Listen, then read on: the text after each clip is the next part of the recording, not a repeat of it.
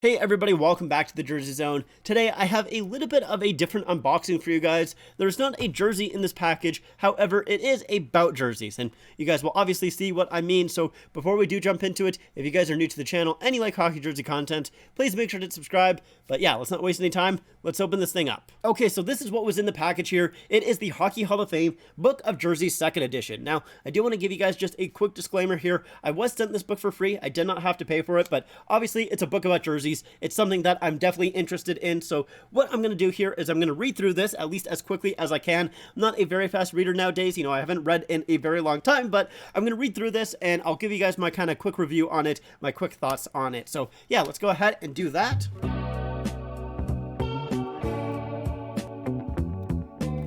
Alright, all done. Okay, obviously I didn't just sit here and read the entire thing. I did take a couple of days, but if you guys aren't really too certain what this book is about, basically it's just a collection of stories about the jerseys that are in the Hockey Hall of Fame and the players that wore them. So for example, we can go to Ted Kennedy here. So on the left, we just have a little bit about Ted Kennedy, and then on the right, it has the jersey that is in the Hockey Hall of Fame. So I do think that is pretty cool. Now for me, there is almost two different kinds of stories in this book here. There's the stories about the jersey and the player behind it, and then there's the stories about the players and the jerseys that they wore at that time. And what I mean by that is there's a section in here that talks about Phil Esposito and Bobby Orr and their time playing together with the Boston Bruins, and then they'll show a picture of the jerseys that they wore during that time frame. Now for myself personally, that's a little bit more of a story about the players than the jerseys themselves, but other times I feel like the jersey plays a little bit of a bigger role in the story. For example, when they talk about Wayne Gretzky, they obviously do cover his NHL career, but just very briefly because everybody knows about it, they mostly focus in on his time growing up, and they show a jersey that he wore when he was only 10 years old. So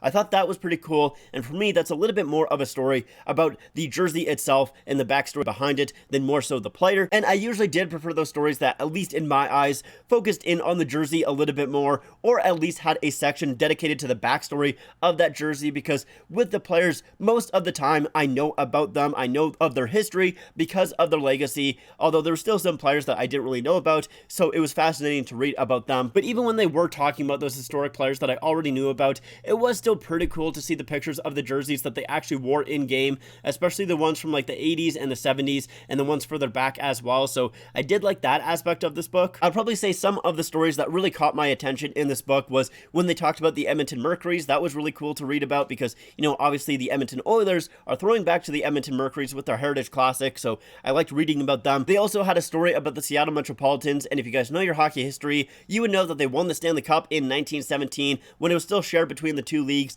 the NHA at the time and the PCHL. What I didn't know is at the time the two leagues actually had a different set of rules. So when Seattle played Montreal in the finals, games 1 and 3 were played under the PCHL rules, and games 2 and games 4 were played under the NHA rules. And I thought that was very interesting. I had no idea about that. And I also learned about the oldest rivalry in hockey history, spanning over 116 years. I won't spoil who it's between because I do recommend you guys picking up this book. I definitely had a very fun time reading it. I definitely enjoyed a lot of the stories in here. So if you guys do like hockey jerseys and hockey history in general, I definitely recommend. The only thing that I would say is I'll give you guys maybe a little bit of a warning per se.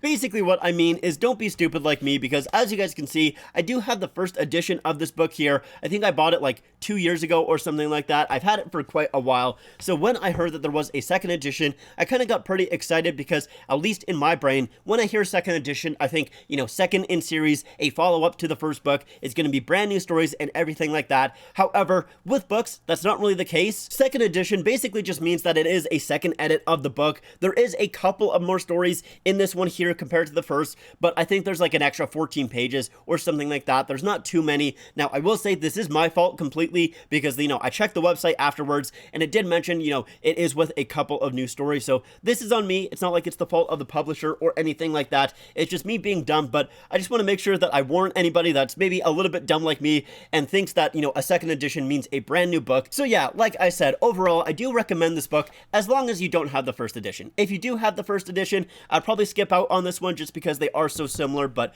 yeah, I still very much enjoyed this book. I will say that because I didn't actually read this book when I bought it. I just looked at the pictures. I didn't actually read anything. With this one here, I did actually end up reading the story. So it was was actually a good thing that they ended up sending me this book because it gave me the motivation to actually read it. So thank you so much once again to Firefly Books. They were the ones that sent me that. I very much appreciate it, and thank you guys so much for watching. I hope you guys enjoyed. If you guys did, make sure to leave a like and subscribe to the channel and follow me on all of my social medias. Links are down below. But like I said, that's it for me. Thank you so much for watching, and I'll see you guys next time.